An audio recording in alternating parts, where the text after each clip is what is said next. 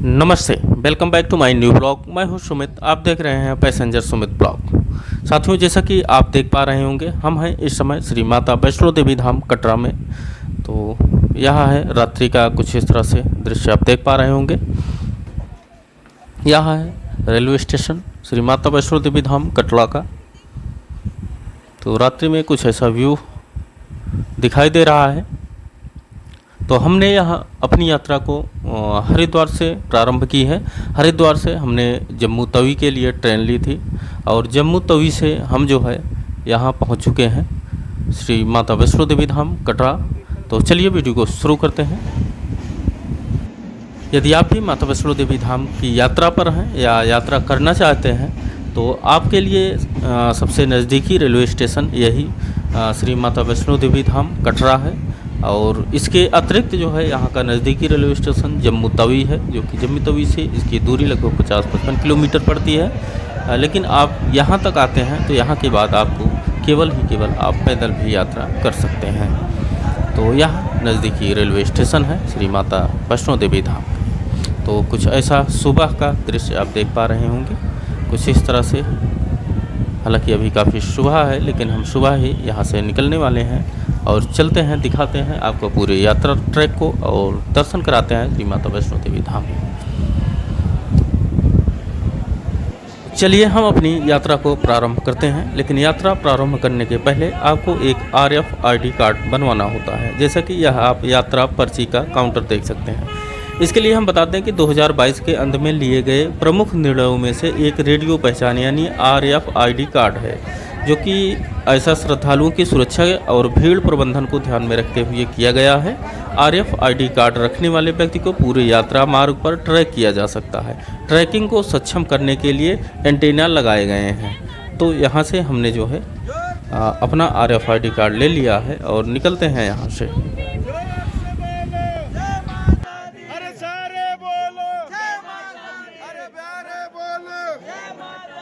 भैया भी बोलो, अरे बहने भी बोलो, जय माता दी, आगे बोलो, जय माता दी, पीछे बोलो, जय माता दी, बाएं बोलो, जय माता दी, बाएं बोलो, जय माता दी, जय माता दी, अरे तुम भी बोलो, जय माता दी।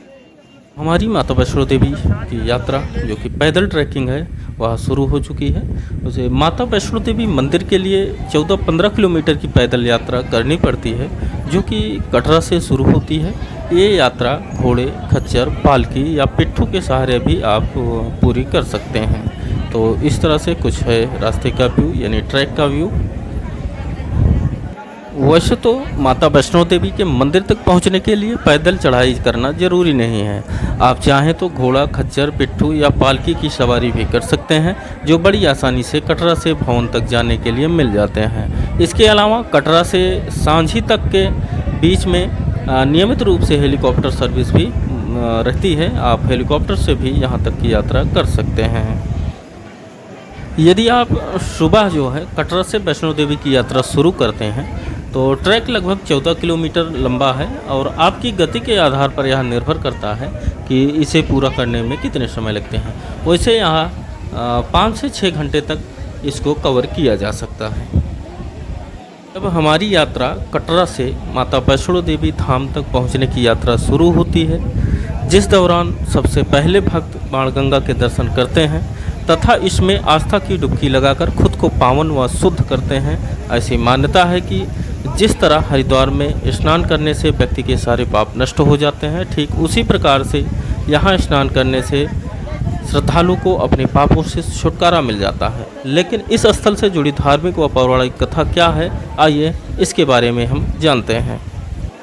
प्रचलित लोक कथाओं के अनुसार माता वैष्णो अपने परम भक्त श्रीधर को आशीर्वाद देने वैष्णवी नामक कन्या के रूप में उसके घर पधारी थी, जहां श्रीधर के यहाँ भैरवनाथ भी मौजूद था।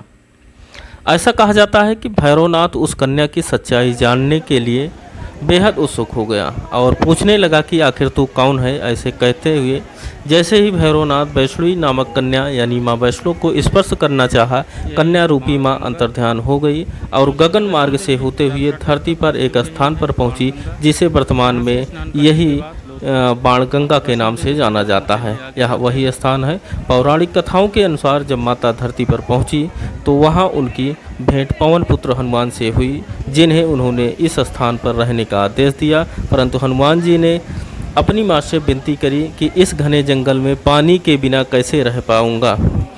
तब माता वैष्णो देवी ने अपने तरकस से बाण निकालकर उसे धरती पर मारा और गंगा प्रकट की। साथ ही यहीं पर माता ने अपने केस धोए।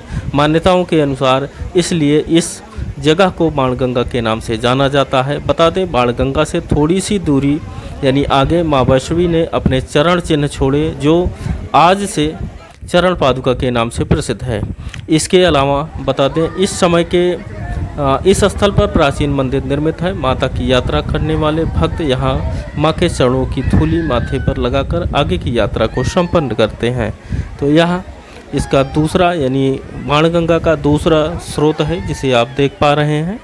इसके पहले हमने आपको प्रथम स्रोत दिखाया और आगे एक स्रोत और है जो कि बाणगंगा का ही स्रोत है। यह बाणगंगा का ही जल है। बता दें, श्री वैष्णो देवी धाम जाने के लिए सबसे पहले जम्मू जाना पड़ता है, जिसके बाद कटरा से माता वैष्णो देवी धाम तक पहुंचने की यात्रा शुरू होती है, जिस दौरान सबसे पहले यही बाणगंगा के ही दर्शन होते हैं। इस बाणगंगा में स्नान के बाद ही हम अपनी श्री माता वैष्णो देवी की आगे की यात्रा को प्रारंभ करते हैं।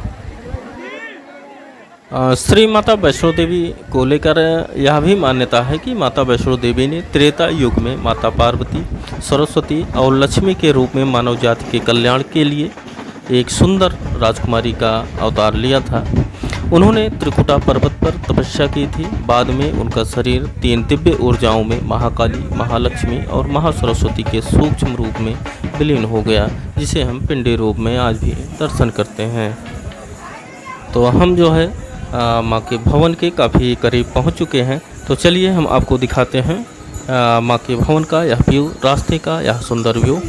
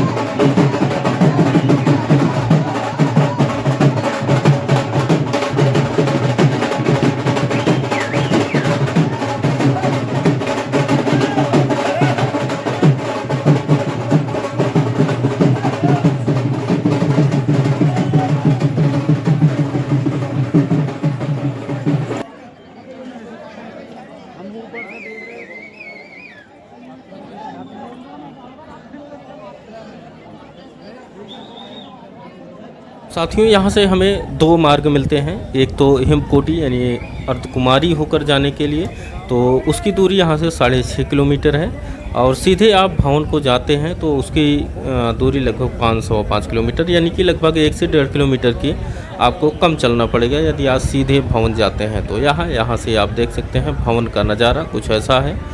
तो बने रहें हमारे साथ, हम लिए चलते हैं आपको भवन के और करीब। तो साथियों, जैसा कि आप देख पा रहे होंगे, हम पहुंच चुके हैं माता वैष्णो देवी धाम। तो श्री माता वैष्णो देवी धाम की उत्पत्ति के विभिन्न लोक कथाएँ हैं, विभिन्न दंत कथाएँ हैं, लेकिन आमतौर पर यह माना जाता है कि इस मंदिर की खोज यानी जो आप देख पा रहे हैं इस भवन की, खोज लगभग 700 साल पहले हुई थी। यह व्यापक रूप से मानी जाने वाली पंडित श्रीधर की कहानी के अनुसार है। कहानी इस प्रकार है कि माता वैष्णो देवी ने स्वयं पंडित श्रीधर के घर पर भंडारा आयोजित करने में मदद की थी। तो फाइनली हम उस स्थान पर पहुंच चुके हैं और हम इस समय हैं ठीक हमारे सामने आप देख पा रहे होंगे पार्वती भवन। तो साथियों, जो आपने RFID कार्ड लिया है उस RFID कार्ड को यहाँ पर दिखाकर आप अपने लगेज यहाँ जमा कर सकते हैं। तो यह जो है लगभग 3-4 फ्लोर में बना यह भवन है। तो नीचे आपको यहाँ रजिस्ट्रेशन की सुविधा मिल जाती है, जो कि आपको RFID कार्ड जो है यहाँ दिखाकर आपको एक लॉकर पर्ची लेनी होती है। यहाँ देख सकते हैं लॉकर के लिए लगी हुई लाइन है। आप यहाँ से लाइन में लग करके आपको 100 रुपये यहाँ पे करना पड़ता है। हालांकि वह 100 रुपये भी रिफंडेबल है। आप जब भी अपने लगेज लेने जाएंगे आपको 100 रुपये वापस कर दिया जाता है। तो ठीक यहाँ से आप देख सकते हैं माता के भवन का कुछ सुंदर दृश्य यहाँ से दिखाई देता है और यहीं से आप ऊपर स्नान कर सकते हैं, जहाँ की पार्वती भवन हमने बताया आपको। यह पार्वती भवन, यहाँ से आप नीचे रजिस्ट्रेशन कराइए, ऊपर जाइए, अपने लगेज जमा करिए और उसके ऊपर आपको स्नान करने के लिए यानी पूरा फ्रेश होने के लिए सारी सुविधाएं इसी पर हैं। और यहाँ से सीधे आप नीचे उतरिए और लग जाइए लाइन में माता रानी के दर्शन के लिए।